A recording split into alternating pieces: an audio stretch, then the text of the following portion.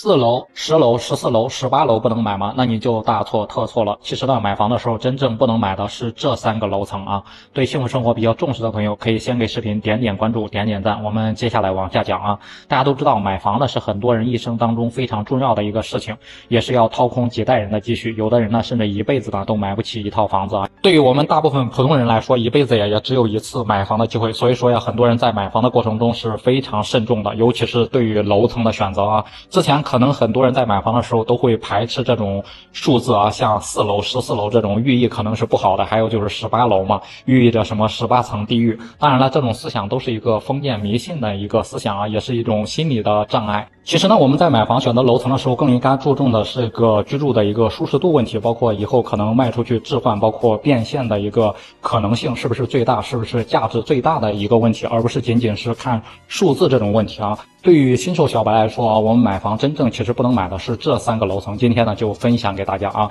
如果是第一次买房或者是打算买房没有买过房的朋友，一定要提前看一看，一定要避雷这些楼层啊。那第一个就是顶楼了啊，特别是超高层住宅的一个顶楼啊，大家应该都知道，我们去买房的时候基本上呀，销售带我们看顶楼的房子，顶楼的房子比其他楼层起码要便宜几万块钱，所以说所有空置的房子基本上全部都是在顶楼，一般是卖到最后才能够卖出去啊。可能很多人选择它就因为它比其他楼层便宜很多吧，但都是一个无奈的选择啊。顶楼的缺点啊，应该很多人都知道，住过的都知道啊。第一个方面就是容易漏水啊，包括冬冷夏热，然后夏天基本上要天天开空调，因为是太阳直射嘛，直接就晒到你们家。包括它漏水的一个问题，因为是顶楼嘛，开发商做的防水大家应该都知道是什么质量啊。随着你住的时间，包括住个5年、10年之后，整个的上面的防水的一个老化，你基本上每年都要花巨额的费用，包括几千块钱的费用去修那个漏水啊。其实花钱还好，关键是麻烦呀，头疼啊，天天为这个漏水的事儿烦心。大家觉得买一套房子天天烦心还值得买吗？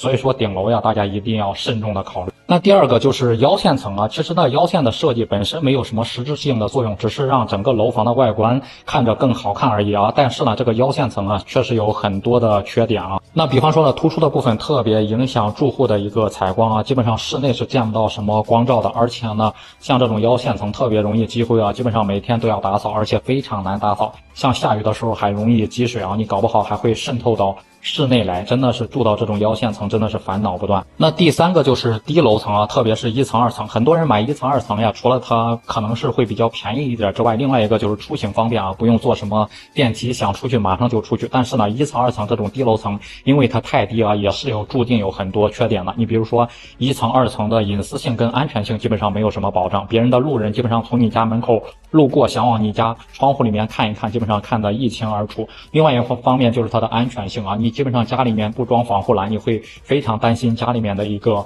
安全问题。再重要一点，其实1层的采光的一个问题啊，采光和噪音，基本上家里啊就是暗无天日的一个情况，天天白天呢也是需要开着灯的。另外因为距离小区比较近嘛，所以说基本上小区里面早上有什么跑步了，有什么广场舞了，那听的是一清二楚啊，基本上大早上6、7点都会被吵醒的，因为这个噪音是无法避免的嘛。我相信呢，很多住过1层的住户应该都深有体验啊，夏天就是蚊虫特别多，基本上人家高楼层的不存在什么蚊虫问题，但是呢特别是1层、2层，夏天呢基本上就是天天的屋里就不敢开窗户了什么的，全部都是蚊子了、虫子了，包括苍蝇了什么东西了啊。所以说呢，大家在买房选择楼层的时候呢，应该更加的慎重啊。咱们以上提到的3个楼层啊，大家是尽量不要选择。不知道大家对此是怎么看的？欢迎在评论区里面留言讨论。也不知道大家都是住在哪一层，也可以在评论区里面分享一下都有什么优点和缺点。